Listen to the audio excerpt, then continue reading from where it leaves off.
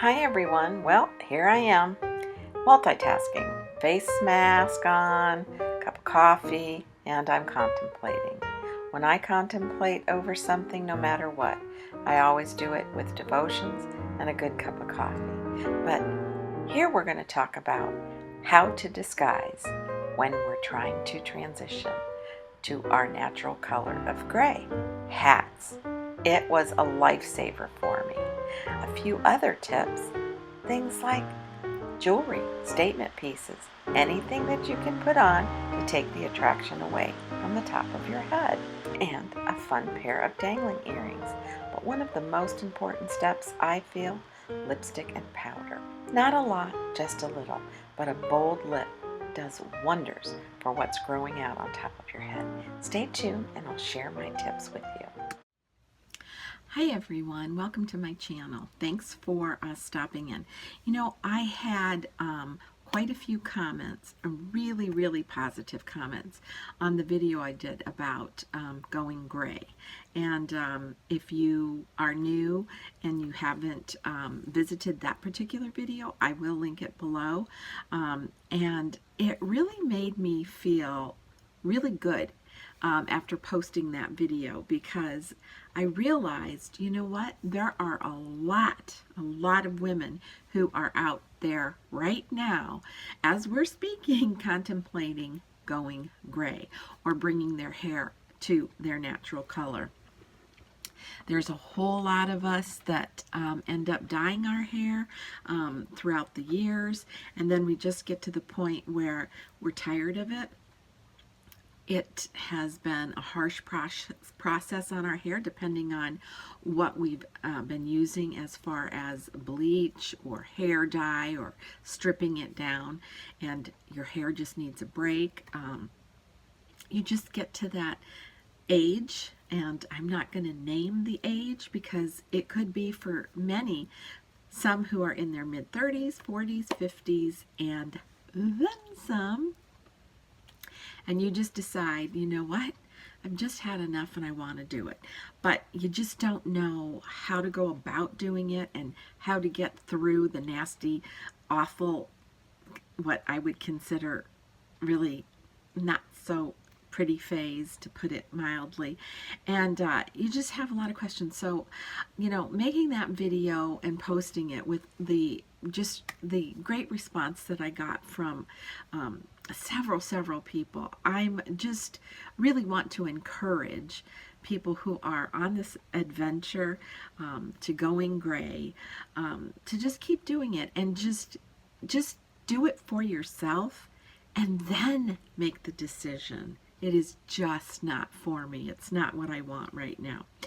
But so what I want to talk about today, and I just decided I think I'm going to periodically come on and just post some little videos about the whole process of going gray. Now, for the majority of us, I think it's more of a process that we go through during our midlife.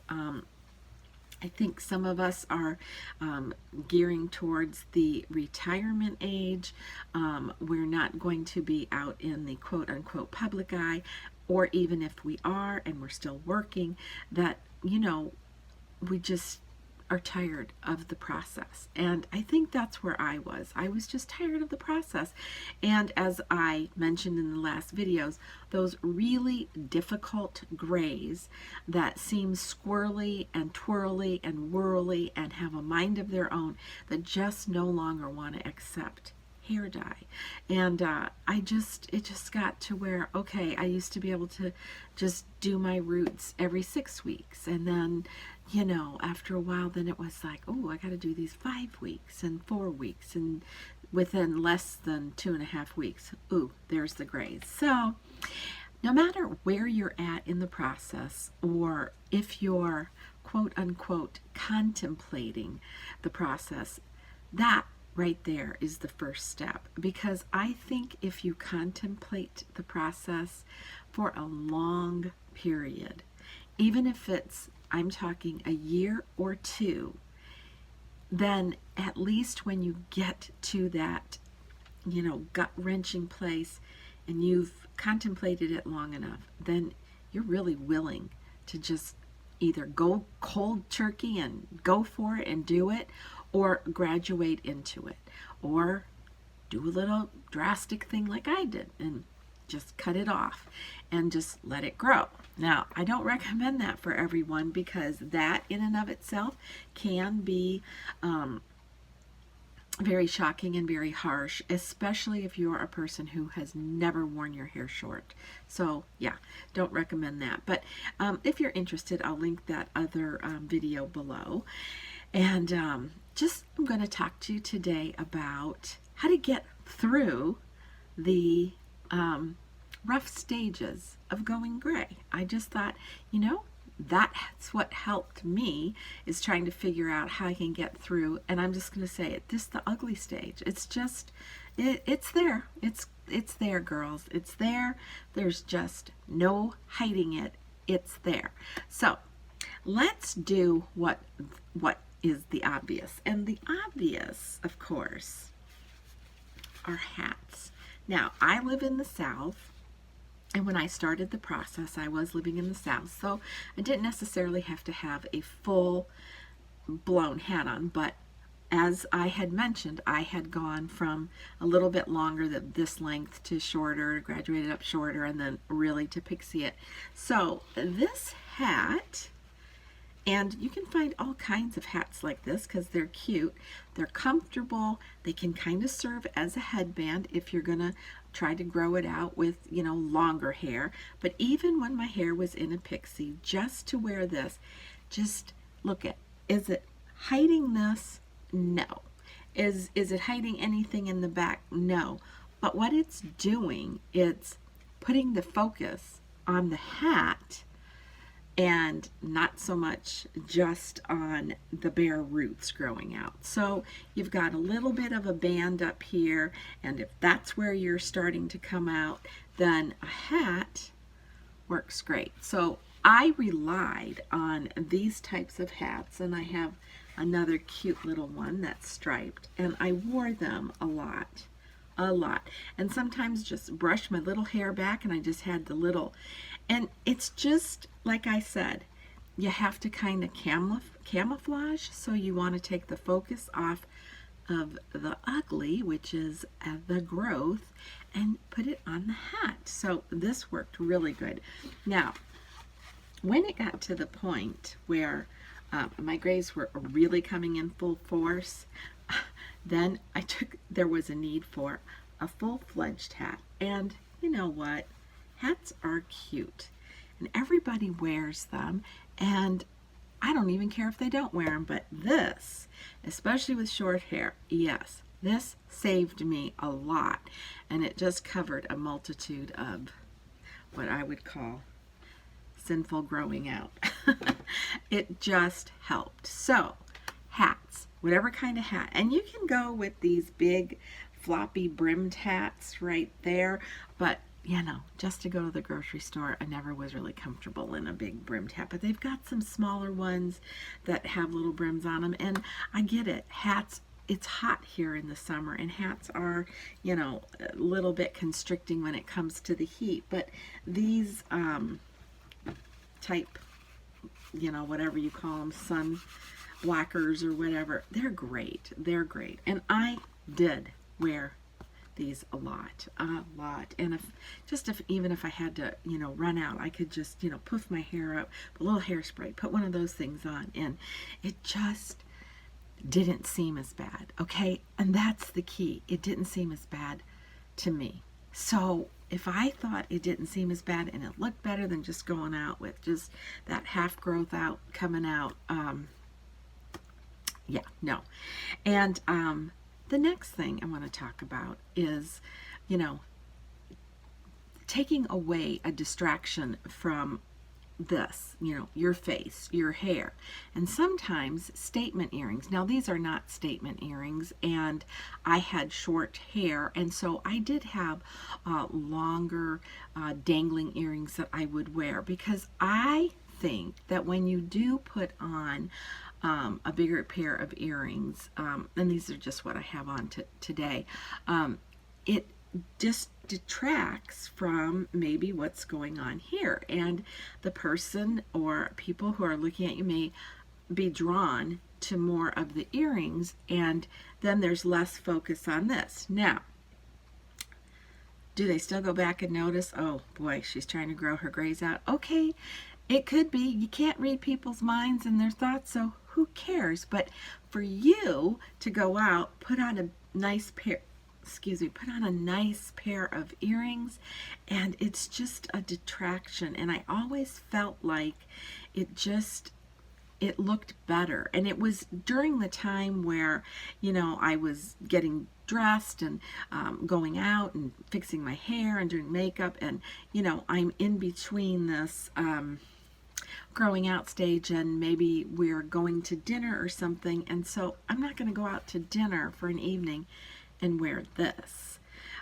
So a nice pair of earrings, and maybe even I had a couple of these stretch bands, and I'm going to show you, this one happens to be in gray, and then those little clip-on flowers, and sometimes just putting that on behind your ears if you have short hair, and a little flower here. It just takes away from that main growing out thing. So there's a disguise there.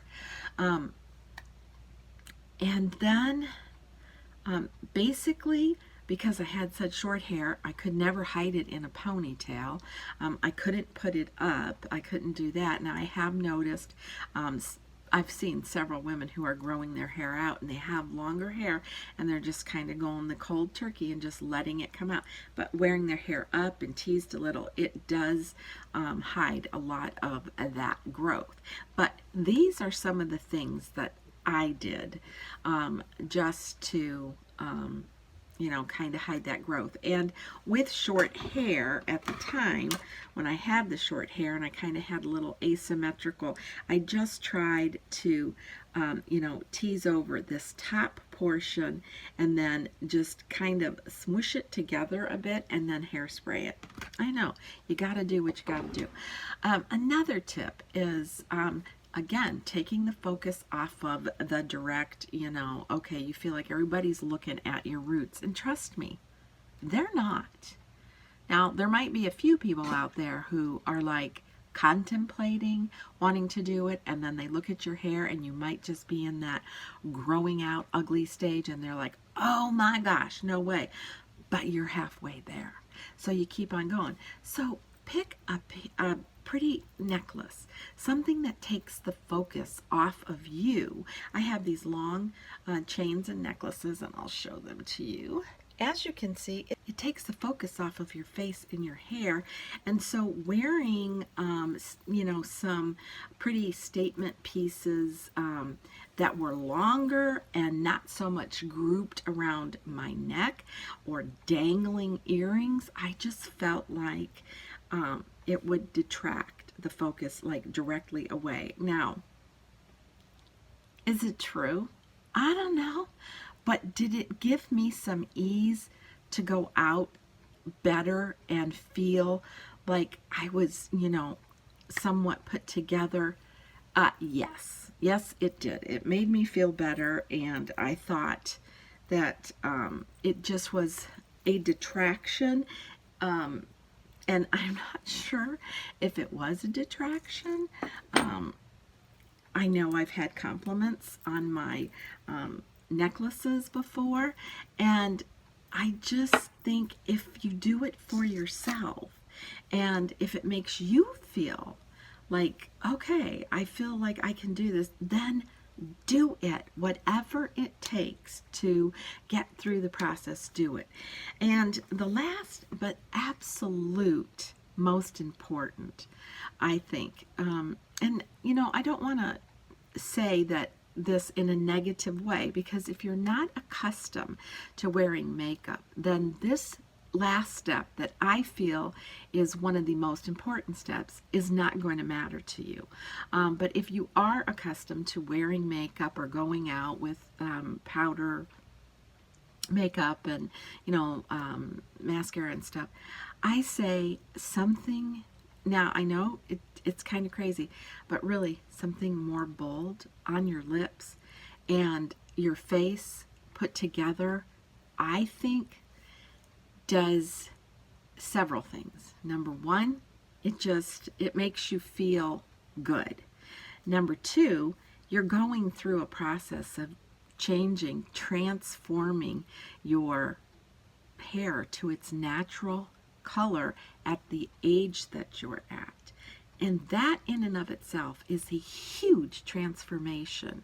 It's an acceptance of where you're at in your life. And I know there's a big movement for women who want to go natural and, natural beauty, their skin in the raw and all that. Yeah, I'm not there with that. I just don't want to do that. I don't think there'll ever come a time where I will tire, as I've stated before, of powder and lipstick. And I think those two things can do a whole lot for your look. And so wearing a bold lip, now I know it's directed here to your face, but that's it. That bold lip really lets your features stand out, your face stand out, and I still believe it detracts from what's going on the top of your head.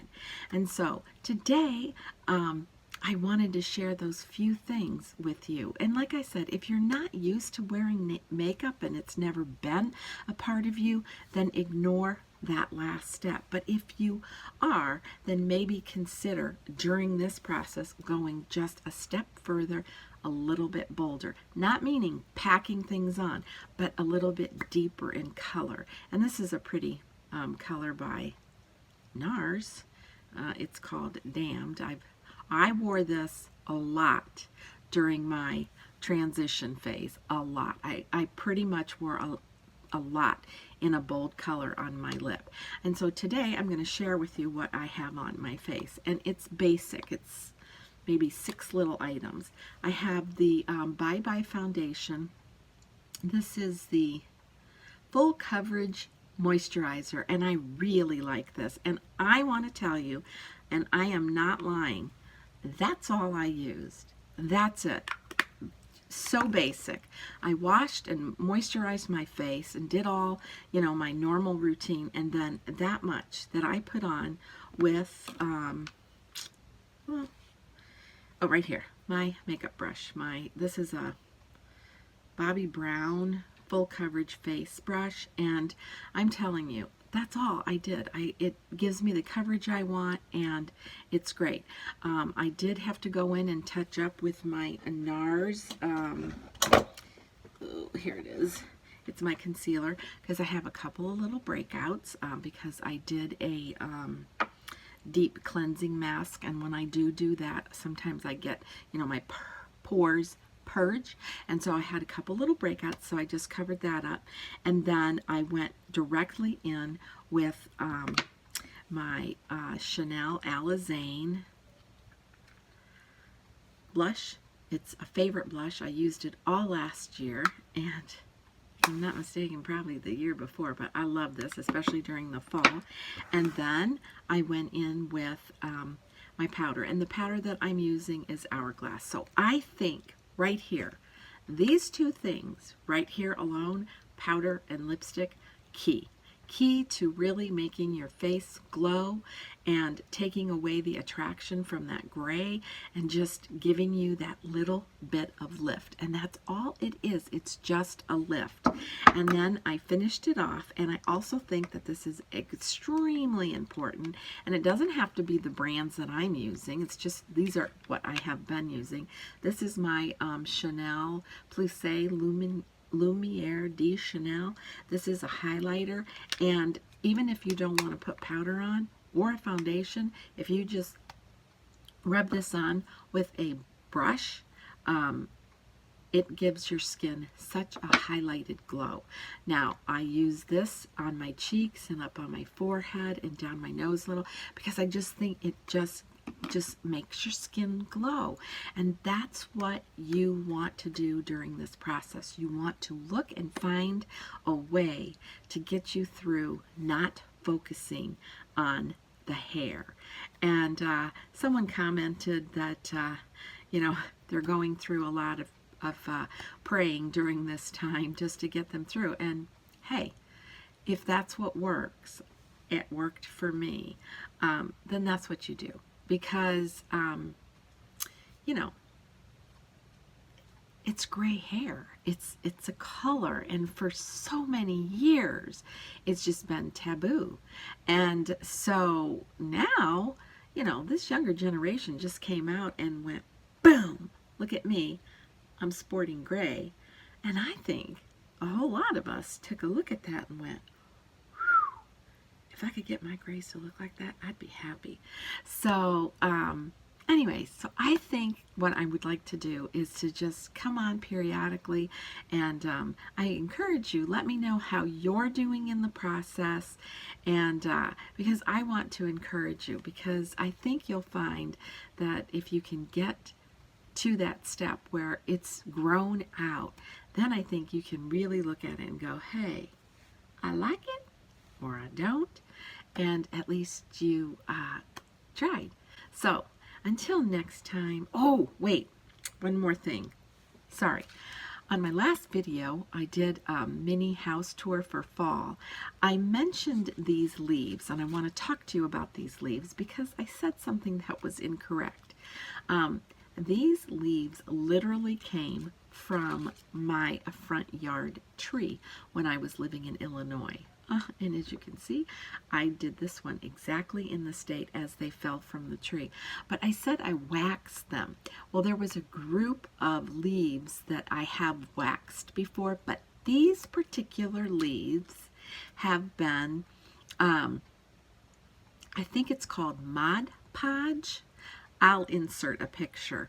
And it's like a thick white plastic glue, if you're not familiar with it, and you can do all kinds of craft things with Mod Podge. And I Mod Podged these leaves, and what you do is you just kind of lay them flat out on wax paper, and I took a sponge and on a stick, and I just put the Mod Podge all over them. It's like a white kind of thick, like Elmer's glue looking, and then it dries clear, and then when it dried, I flipped them over and I did the other side. Now it took several hours for them to dry on one side, but then I just flipped them over and did the other side, and I'm not kidding, I've had these same leaves that I take out every year, and they've gone in storage, they've stored in the hot, intense, attics and garages where I've lived, and they have still kept their shape. And also Mod Podge the stems if you're interested in doing this. What I do to store them so they don't break is I cut out parchment paper, which I've used the same parchment paper for the size, and then I lay a piece on the bottom and a piece on the top, and then I put another leaf and another parchment paper, another leaf, and I just stack them up, and then I just stick them into a big baggie, a big Ziploc, and store them flat that way. And I usually make sure that I don't have anything crushing down on them, and that I put them in a bin that's lightweight, and usually keep the bag on top. But they're gorgeous, they're beautiful, and I've had them for so long. So that I just wanted to share that with you, because I think I mentioned that I wax them, and I have done that before, but these were with Mod Podge. So until next time, be kind, be humble, age gracefully. Bye.